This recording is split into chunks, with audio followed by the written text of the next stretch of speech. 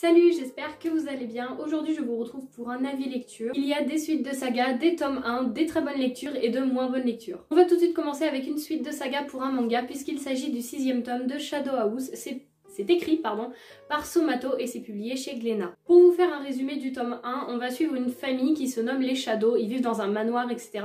Mais ce sont des personnages tout noirs comme vous pouvez le voir ici. Ils n'ont pas de visage donc on peut pas voir leurs expressions, donc ils prennent des poupées vivantes qui leur ressemblent pour pouvoir représenter leurs expressions, ce qu'ils pensent, s'ils sont contents, tristes, joyeux, etc. Sauf qu'évidemment un mystère se cache sous cette famille Shadow puisque tout n'est pas aussi simple. Si vous suivez mes avis sur cette saga depuis le début, vous savez que j'adore à chaque fois les tomes et celui-ci ne fait pas exception puisque c'est vraiment une très bonne lecture où on apprend encore une fois toujours plus de choses. On rencontre encore de nouveaux personnages, des dons, des pouvoirs et il y a de nombreuses révélations et encore plein de rebondissements à chaque fois. J'aime tout le temps me replonger dans cet univers, retrouver les personnages, retrouver Emiliko qui est la poupée vivante de Kate qui est de ce côté-là. C'est un univers que j'aime beaucoup, qui est très mignon mais qui devient au fil des tomes de plus en plus noir, si on peut dire ça comme ça. Et dans ce tome on arrive à un moment très important, un moment décisif qui me donne très envie de lire et de découvrir les prochains tomes. Donc voilà pour cette lecture, c'est encore une très bonne découverte pour moi. Maintenant on va passer à un livre auto-édité que l'autrice a eu la générosité de m'envoyer, c'est très gentil de ta part Yasmina.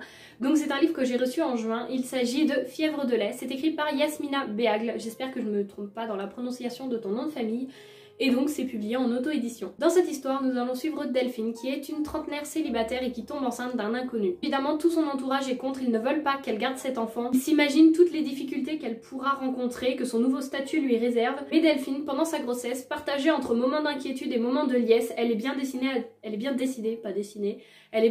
à devenir la mère qu'elle n'a jamais eue. Et quand sa solitude et ses fragilités la rattrapent, sa vie commence à basculer. Et ce que donnait la vie, ce n'est pas aussi disparaître. Là pour le résumé de ce livre, je vous montre un petit peu mieux la couverture. Maintenant si vous commandez ce livre, vous n'allez pas avoir cette couverture là puisqu'il s'agit de l'ancien modèle, je sais pas si je peux dire ça mais c'est l'ancienne couverture. Je la trouve quand même assez belle puisqu'on dirait un tableau un petit peu et je la trouve vraiment belle, j'aime beaucoup les couleurs et voilà, elle est soft. Mais en même temps il y a quand même des détails avec toutes ces nuances de bleu, tout ça, enfin je la trouve vraiment très jolie. Et le résumé est écrit en jaune, c'est très original, j'aime beaucoup. Et là la petite cage, c'est trop mignon. Pour ce qui est de mon avis, c'est une histoire que j'ai adorée, que j'ai trouvée très profonde, très poignante et très touchante. Je savais qu'en la commençant, on allait y retrouver des thèmes forts comme la période postpartum qui est souvent abordée, mais du point de vue où la mère est bien, elle est heureuse. Peut-être qu'elle se sent dépassée, mais là on va aborder un tout autre point de vue avec une mère qui est aimante, qui veut faire beaucoup pour son enfant, mais qui en fait parfois trop, qui est dépassée, qui se retrouve sans soutien, sans aide, qui se retrouve complètement submergée. Pour moi c'est un point de vue qui est réel et important mais trop inconnu en fait, on n'en parle pas assez. Je savais qu'on allait aborder des thèmes forts, que l'autrice allait parler de ces thèmes là, mais je ne pensais pas en être autant touchée. J'ai vraiment été touchée par l'histoire, la situation, les mots de l'autrice, les personnages et leur vécu, tout ce qu'ils ont, tout ce qu'ils pensent, pourquoi est-ce qu'ils sont comme ça. Il y a des personnages que j'ai beaucoup aimés, d'autres que j'ai beaucoup moins aimés. La plume de Yasmina est vraiment touchante, belle, elle est très fluide et agréable à lire. On ressent beaucoup les émotions des personnages, leur désespoir, leur histoire, leur situation, ce qu'ils pensent. Les questions, toutes ces questions qu'ils se posent où ils ne sont pas sûrs d'eux, où ils se disent mais si je fais ça est-ce que je vais perdre telle personne, mais moi ça me correspond pas de faire ça, donc vraiment des remises en question constantes des personnages. Après avoir fini ce livre, j'ai repensé plusieurs fois à cette histoire en me disant quand même que c'était vraiment bien écrit, que c'était vraiment bien posé, le contexte et l'histoire, que c'était quelque chose qu'on abordait trop peu, je trouve, dans la réalité et qui pourtant, c'est pas quelque chose qui n'existe pas. Pour moi, c'est vraiment une lecture qui est très bien. Si on est intéressé par le thème ou si on veut en savoir un petit peu plus, je vous conseille vraiment ce livre parce que pour le coup, il est très bien écrit, c'est très bien abordé. On aborde des situations qui peuvent être très compliquées à vivre et l'autrice les décrit vraiment bien. Moi à la fin j'ai vraiment été je me suis dit oh mais non et je vous dirai pas pourquoi bien évidemment, mais franchement c'est une histoire que je peux que vous recommander parce que j'ai adoré. Je trouve que tout a été très bien ficelé et encore une fois, même si je te l'ai déjà dit, un grand bravo à toi Yasmina parce que ce livre est juste génial. Maintenant on va continuer sur une lecture que j'ai moins aimée, où mon avis est plus mitigé, puisqu'il s'agit du Twisted Tale de Alice au Pays des Merveilles, pardon, si je prononce pas le nom en entier ça va pas le faire. C'est un joyeux non-anniversaire et si Alice était très en retard pour sauver le Pays des Merveilles. Cette réécriture a été écrite par Liz Braswell et c'est toujours publié aux éditions Hachette Heroes. Comme je vous l'ai dit, c'est une lecture qui est assez mitigée puisqu'il y a de nombreux points que j'ai aimés, mais il y en a aussi de nombreux que j'ai pas aimés. Et pour le coup, parfois quand il y a des petits points négatifs, ça ne tranche pas dans la vie. Alors que là pourtant c'est vrai que ça m'a quand même beaucoup freiné. Déjà on n'est pas vraiment sur une réécriture de conte, mais on est plus sur une suite, puisque l'histoire se passe 10 ans après que Alice soit revenue chez elle. On est sur une suite qui est plus profonde, plus sombre, et je trouve qu'on est dans un mélange de Disney et un peu de Tim Burton en même temps, parce que c'est assez glauque, assez loufoque, et ça correspond très bien avec le pays des merveilles, faut le dire. Et on retrouve des personnages qui ont vieilli, qui ont mûri et qui parfois ont même perdu leur folie. Et je dois dire que c'est quand même assez triste de les retrouver, de les voir plonger dans des grandes réflexions et où ils se demandent bah maintenant qu'est-ce qu'on doit faire pour se sauver. Et mais non, t'étais pas comme ça normalement. C'est triste de voir ces personnages-là comme ça. Mais on démarre avec ça et je me dis bon bah au départ je me suis dit ok mais comment est-ce qu'ils vont retrouver leur folie? Et en fait ben ils les retrouvent pas, et moi c'est ce qui m'a vraiment manqué, c'est de retrouver vraiment cet aspect du pays des merveilles, parce que là on était comme je vous dis dans un aspect Tim Burton où on est parti sur des choses très sombres. Quand je dis très sombre, c'est par rapport à ce que je m'attendais puis par rapport au pays des merveilles de base.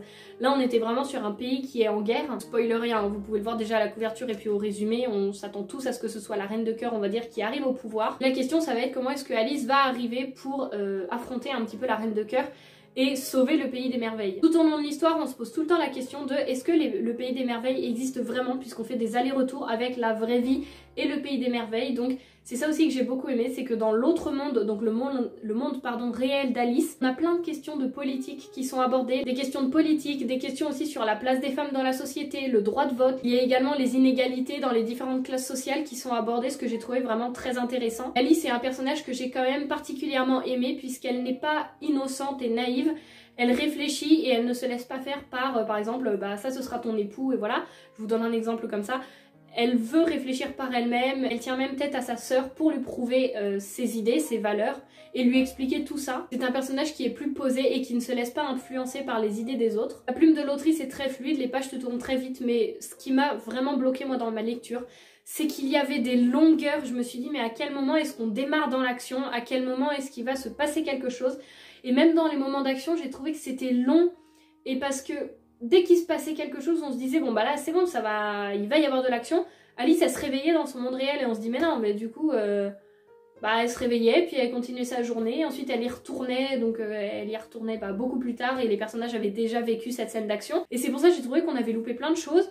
Et je me dis mais pourquoi à chaque fois qu'il allait se passer quelque chose, Alice partait? Ça a vraiment mené à un manque de dynamisme, un manque d'action et beaucoup de longueur. Et le truc c'est que surtout la reine de cœur, faut dire quand même qu'elle est sur la couverture, que c'est quand même l'ennemi principal dans Alice au pays des merveilles. Et dans le roman qui fait 500 et quelques pages, dans 470 à peu près, on en entend parler tout le long du roman, mais on voit la reine de cœur seulement, je crois, même pas 2 pages dans tout le roman. Et moi je me suis dit mais non mais c'est pas possible, enfin tu dois affronter la reine de cœur, c'est le méchant on va dire principal et on la voit quasiment pas, on en entend tout le temps parler, mais au moment où on la voit, je me souviens même plus ce qu'elle fait. Donc pour moi c'est ça qui a vraiment manqué, c'est que je me dis mais du coup bah, il se passe quoi dans ce roman, parce qu'il y a que des longueurs et il n'y a jamais d'action. Même le méchant principal on ne le croise quasiment pas. La reine de cœur a quand même un rôle très important, donc c'est pas logique. Donc pour moi dans ce roman il y a de très bonnes choses comme de moins bonnes choses, et c'est pour ça que ça reste une lecture mitigée. Je ne suis pas déçue de l'avoir lu, pas du tout, parce que toute lecture a quelque chose à apporter, et puis j'ai bien aimé, c'est une réécriture de conte, etc. Ça amène une suite à l'histoire d'Alice au pays des merveilles. Mais voilà, trop de longueur, pas assez de méchants, d'action, etc. Donc c'est assez mitigé. Maintenant on va repartir sur une suite de saga puisqu'il s'agit du tome 2 de Terrarium. C'est écrit par Yuna Hirasawa et c'est publié chez Glénat. Pour les résumés du tome 1, on va suivre Chico et Pino. Donc Pino c'est un petit robot et Chico c'est sa grande sœur qui est une technologue d'investigation. Tous les deux ils vivent dans un monde où l'humanité est complètement en déclin, où quasiment tout est abandonné. Et la question principale qui est écrite dans ce roman, c'est combien de centaines d'années faudra-t-il encore aux hommes pour devenir meilleurs? Le tome 1, je l'avais beaucoup aimé, je vous ai donné mon avis en vidéo, et donc là je reviens vous parler du tome 2. Donc je l'ai beaucoup aimé, encore une fois, on va suivre beaucoup moins les robots que l'on suivait quand même pas mal dans le premier tome. Ici on va beaucoup plus être axé avec le relationnel et les humains. Le tome est beaucoup plus calme puisqu'on va suivre une situation qui va, je vais pas dire traîner en longueur puisque c'est pas long du tout, mais ça nous permet de nous poser, de rentrer un petit peu dans ce monde, d'être plus imprégné de l'univers, d'apprendre à connaître plus les personnages, de suivre un petit peu leur quotidien. Et j'ai bien aimé puisqu'on n'est pas tout le temps à changer de lieu comme le premier tome, j'avais beaucoup aimé, il n'y a pas de souci. Mais là je trouve que ça ajoute un rythme différent, plus calme, plus posé, où on est là, où on se pose plus de questions et où on suit plus les personnages comme je vous ai dit en profondeur. Encore une fois, j'aime beaucoup tous les messages qui peuvent y être passés. Là c'est écrit où se situe la limite du vivant.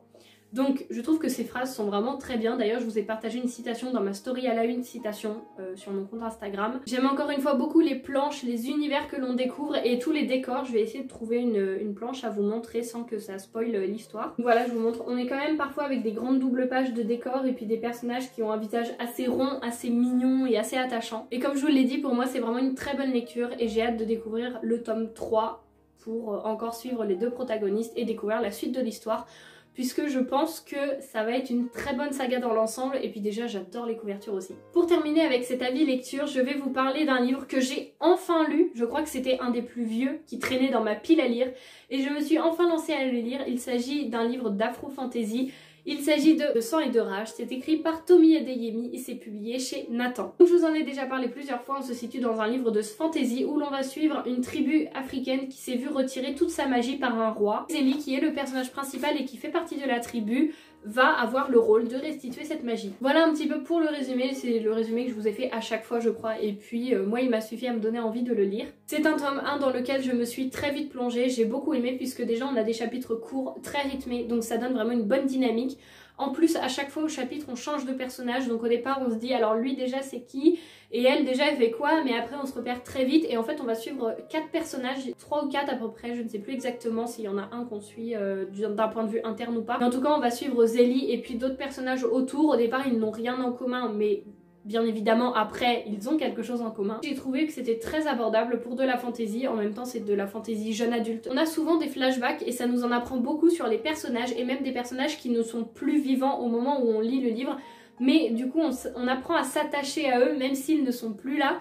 Et quand Zélie ou même d'autres personnages nous racontent ce qu'ils ont vécu avec ces personnages et pourquoi est-ce qu'ils veulent se battre, on voit vraiment toutes leurs convictions et leurs valeurs, tout ce qu'ils veulent défendre. On a des sujets vraiment d'actualité, des sujets forts. Déjà celui de la diversité, celui de l'acceptation de soi, l'acceptation des autres. Et j'ai vraiment hâte de découvrir le tome 2 qui est dans ma pile à lire. Je ne le lirai pas tout de suite puisque j'ai envie de lire autre chose pour l'instant, mais j'essaierai de pas trop tarder pour le lire quand même. Donc voilà pour cet avis lecture où dans l'ensemble ce sont quand même des très bonnes lectures. Alors déjà si je vous montre ça comme ça vous ne voyez même pas les livres. Voilà, à part un joyeux non-anniversaire, sinon c'était quand même des très bonnes lectures, toutes franchement, donc je suis trop contente. Donc en tout cas j'espère encore une fois que cette vidéo vous aura plu et puis moi je vous dis à la semaine prochaine pour la prochaine vidéo. Salut!